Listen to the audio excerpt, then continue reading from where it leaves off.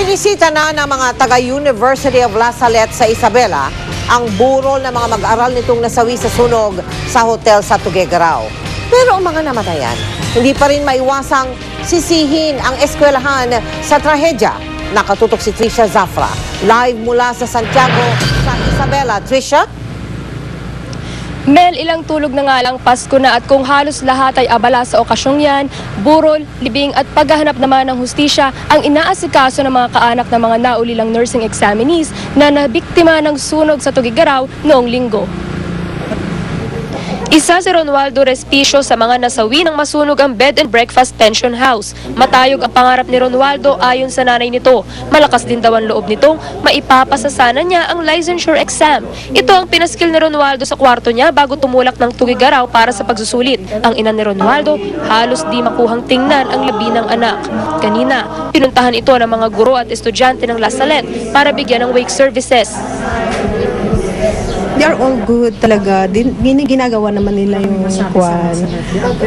Pero nandyan pa rin Meron pa rin silang dapat panagutan. And we do not want this to happen. We're one with you in your bereavement. We continue to pray for you and draw strength from each other.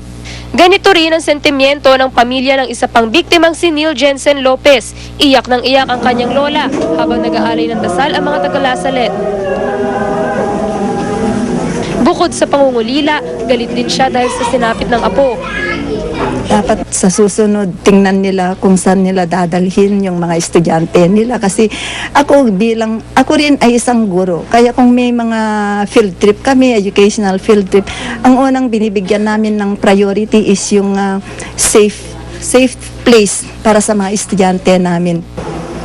Sama ng loob naman ang ibinulalas ng tiyahin nito sa mga taga-eskwelahan. Bukas palang uuwi galing Canada ang ina ni Jensen mula sa 6 na taong pagtatrabaho bilang caregiver. Ang koleksyon ng La Salette, nagreklamo na pagdating ng payment by additional.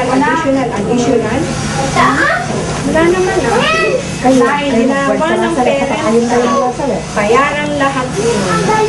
To the extent na walang lesson nila.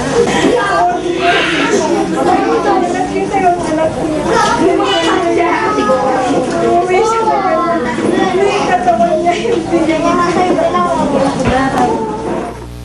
Matapos lang daw ilibing ang mga mahal nila sa buhay, agad nilang aasikasuhin ang paghahanap ng hustisya.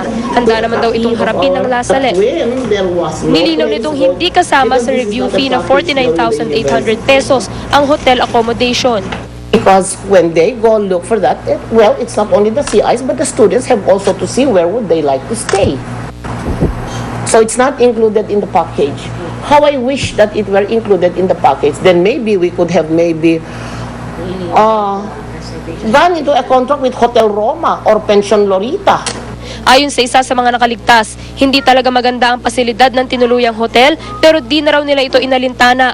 Pero dahil sa nangyari, hindi nakapag-board exam si Rodriguez. Hindi namin inalintana yun. Hindi namin inalintana yun kasi alam namin magtatangumbay kami kanina. Hindi. Mel, maghapon ngang inisa-isa ng eskwelahan yung bahay ng kanilang mga nasawing nursing graduates at bukas, ililibing na yung isa sa mga biktima. Mel? Maraming salamat sa iyo, Trisha Zafra. Mga kapuso, hindi na po maikapagkakaila na hinahangaan ngayon ng maraming babae ang mga miyembro ng ating football team na Philippine Ascals. Ang kanilang mga fans, hindi lang sa kanilang paglalaro interesado, kundi maging sa kanilang love life. Nakatutok si Claire Delphine. One. Pilipinas! Matitikas na sa football, magagandang lalaki pa. Kaya naman mabilis na hatag ng Team Ascals ang atensyon ng mga Pinoy, lalo na ang girls and gays. Sa guestingan nila kanina sa unang hirit, pati mga staff ng show nagkukumahog sa pagpapapicture. Kikit nile. Magaling na kitty pa. Tila mas lalong kikiligin ang fans ng striker na si Phil Young husband. Eligible bachelor kasi ang 23-year-old Filipino-British athlete. Ibig sabihin, walang girlfriend sa ngayon. Kaya lang may offer na siya para i-represent ang ibang bansa. Right now it's a negotiation stage. It needs to be an offer that's probably too good to turn down for me to move to another country. So but because I love the Philippines. Any of the guys, ano? Taken naman na ang team captain na si Ali Borromeo ng kanyang longtime girlfriend. Gayon din si Anton Del Rosario na nagbiro pang ikinatuwa raw ng kanyang nobya ang kanyang black eye na natamo niya sa laro sa Indonesia. So the girls have been staying away from me, so it's alright. My girlfriend's happy with that. Ang homegrown talent namang si Kim Relucio, binansagang Robin Padilla ng tropa dahil kawig niya ang aktor. Malamig daw ang kanyang Pasko dahil nasa Dubai ang asawa. Ang magkababata na sina Jerry Barbaso at Michael Atienza sa mga kabarangay nila sa Bara, Dipolog City, ihahandog ang karangalang nakamit. Di raw kasi tulad ng ibang Ascals, wala silang formal training sa football. Pero nahasa raw sila sa larong ito dahil sa kanilang barangay, hindi basketball kundi football ang sikat na laro. This is my first time po sa national team. Sobrang blessings po na natanggap namin ngayon. And then, blessings po talaga. Ang ultimate dream ng Team Ascals, makapasok sa World Cup. Pag nagkatotoo, tiyak na mas lalong lalakas pa ang hiyawan ng kanilang fans. Claire Delfin, Nakatutok, 24 Oras. Chika Minute! Good Wednesday evening mga kapuso. Handa na ba kayo sa umaatikabong chikahan for tonight? Phil Irish Glee star na si Darren Criss, nasarapan sa balot. At Regine Velasquez at Ogie Alcacid, ikinasal na. Si Regine, talagang pula ang wedding gown. Tutukan na may init na showbiz news maya-maya lang dito sa Chika Minute. Susunod!